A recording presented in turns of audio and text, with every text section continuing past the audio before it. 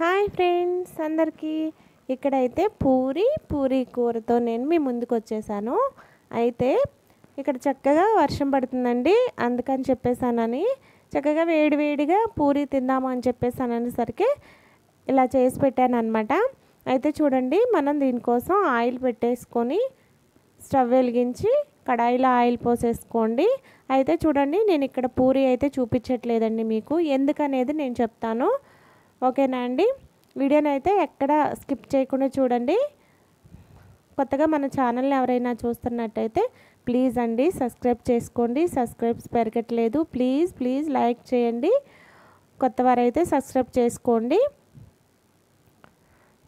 అయితే చూడండి, ఇక్కడ మనకి పూరి చూడండి ఎట్లా రెడ్ కలర్లో వస్తుందో. అయితే కొంచెం వేయంగానే వెంటనే ఇలా మారిపోతుందండి. అది ఏంటా అని చెప్పేసి నేను మీకు చెప్తాను. అయితే ఏంటంటే, ఇక్కడ మా బాబుకి పూరి తినాలనిపించిందంటండి. పూరి తినాలనిపించిందని చెప్పేసానని వాడు బయటికి వెళ్ళి చెప్పబెట్టకుండా ఇలా తీసుకొని వచ్చాడనమాట పూరి ప్యాకెటు. అందుకనే నేను మీకు చేసి చూపించలేను అనమాట. అయితే ఒక్కొక్కటి పొంగుతుంది, ఒక్కొక్కటి పొంగట్లేదు అనమాట. అప్పడం లాగా అలానే ఉంటుంది. ఏంటంటే మనం ఇంట్లో చేసుకున్నంత టేస్ట్గా ఏమీ లేదండి. ఎందుకంటే బయట నుంచి ఏదైనా సరే మనం ఏదో తొందరగా చేసుకుంటే అయిపోతుంది అనుకుంటాం, కానీ మనం ఇంట్లో చేసుకున్నంత టేస్ట్ ఉండదు, మనం ఇంట్లో చేసుకున్నంత శుభ్రంగా చేయరు కదండి. ఎందుకంటే మనకి ఇది ఎప్పుడు చేశారో ఏమో తెలియదు. కాకపోతే ఏంటంటే ఇంకా సడన్గా మనం చేసేసుకుంటూ ఉంటాము. మా బాబు కూడా అలానే తీసుకొచ్చాడు అనమాట. ఇంక తెచ్చినాక తప్పదు కదా అని చెప్పేసానని నేను చేస్తున్నాను అనమాట. అయితే మనకి ఇందులోకి పూరీ కూర మటుకి సూపర్గా వచ్చిందండి. నేను ఆ పూరీ కూర కూడా ఎలా చేశాను అనేది మీకు వీడియోలో చక్కగా చూపిస్తాను. అయితే మనకి సడన్గా తీసుకొచ్చాడు కాబట్టి నేను ఇక్కడ పూరీ కూర కూడా చేస్తున్నాను. చూడండి, ఇక్కడ వచ్చేసి బంగాళదుంప, తర్వాత ఒక బంగాళదుంప, 2 ఉల్లిపాయలు, 2 పచ్చిమిర్చి కట్ చేసి పెట్టుకున్నాను అనమాట.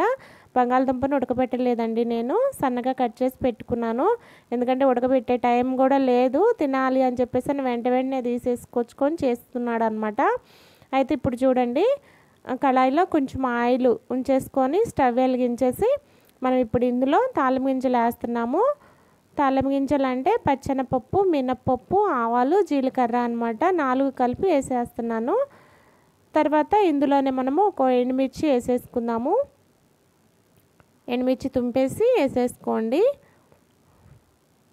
ఇంకా సడన్గా అయ్యేసరికి ఇంక నేను ఇలా చేస్తున్నానండి, కానీ చాలా బాగా వచ్చింది.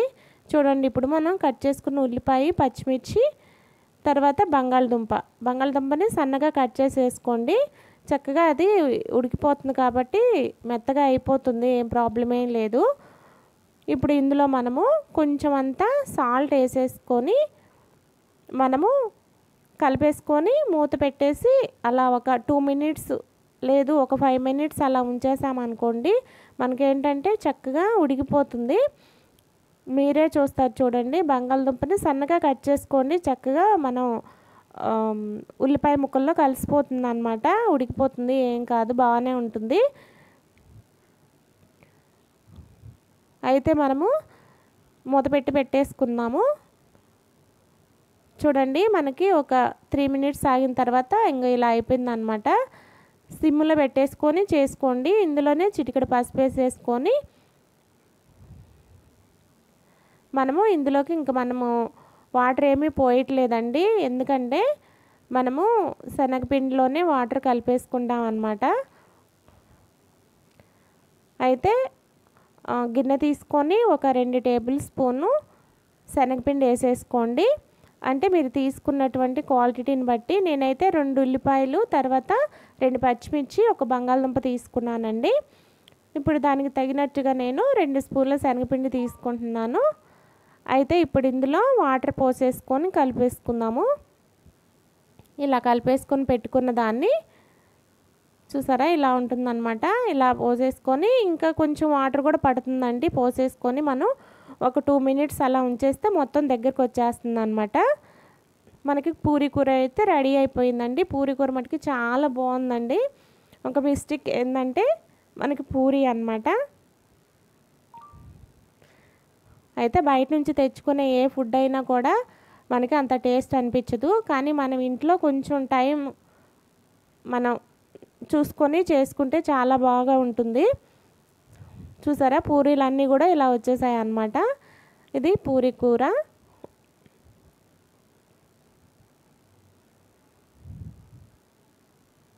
కూర అయితే చాలా బాగా ఉందండి.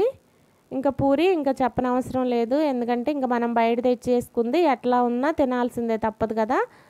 ఇంకా ఇది 60 రూపీస్ ఏమో తీసుకొచ్చి పెట్టి తెచ్చాడండి. మనకైతే ఒక హాఫ్ కేజీ తెచ్చేసి చేసుకుంటే చక్కగా ఇంటిల్లిపాదిగా అయిపోతుంది అనమాట. కానీ తెచ్చాడు కదా తప్పదని చెప్పానని చేశాను అనమాట. వీడియో కనుక మీకు నచ్చినట్టయితే తప్పకుండా ఒక లైక్ చేయండి. మనం ఎప్పటికైనా సరే బయట ఫుడ్ని అవాయిడ్ చేస్తే మన హెల్త్ కూడా బాగుంటుంది కదా. ఇంట్లోనే ట్రై చేయండి, ఓకేనండి. మనకైతే చూడండి బంగాళదుంప చక్కగా ఉడికిపోయింది అనమాట. మనం ఉడకబెట్టి వేసినట్టే ఉందండి మెత్తగా.